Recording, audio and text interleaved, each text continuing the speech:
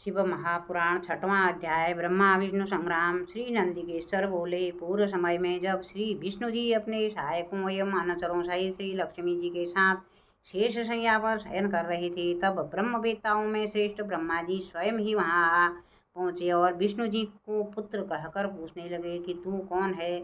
हे पुत्र, उठ, मुझे देख, मैं तेरा ईश्वर यहाँ आया हूँ। इस पर विष्णु जी के भीतर क्रोध तो हुआ, परंतु उसे दबाकर उन्होंने ब्रह्मा जी से कहा, हे पुत्र, तुम्हारा कल्याण हो, आओ बैठो, मैं तुम्हारा पिता हूँ और कहूँ कि तुम्हारा मुख टेढ़ा क्यों हो गया है।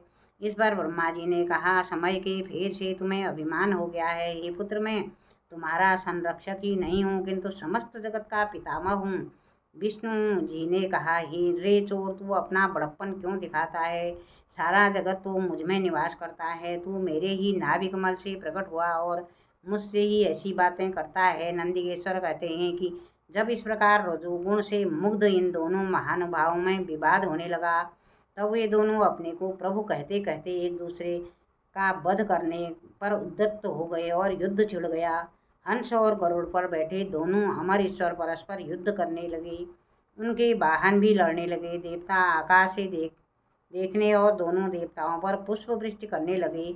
इसी समय ब्रह्मा जी के वक्षस्थल में श्री विष्णु जी के अनेकों अस्त्रों का प्रहार कर उन्हें व्याकुल कर दिया। इससे कुपित हो ब्रह्मा जी ने भी उनके वक्षस्थल पर कई भयानक प्रहार किए।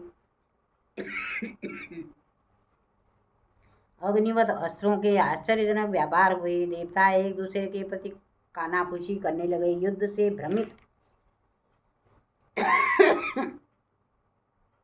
विष्णु जी हाँफने लगे, परंतु उसी क्षण शांत होकर उन्होंने ब्रह्मा जी पर माहेश्वर अस्त्र चला दिया।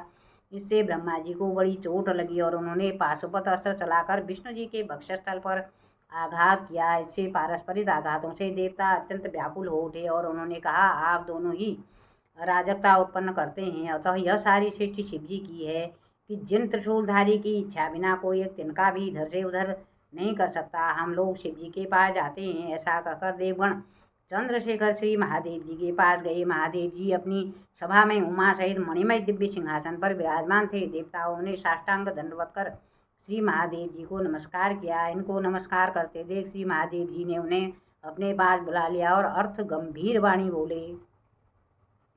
श्री शिव महापुराण विद्येश्वर संहिता का 6वां अध्याय समाप्त।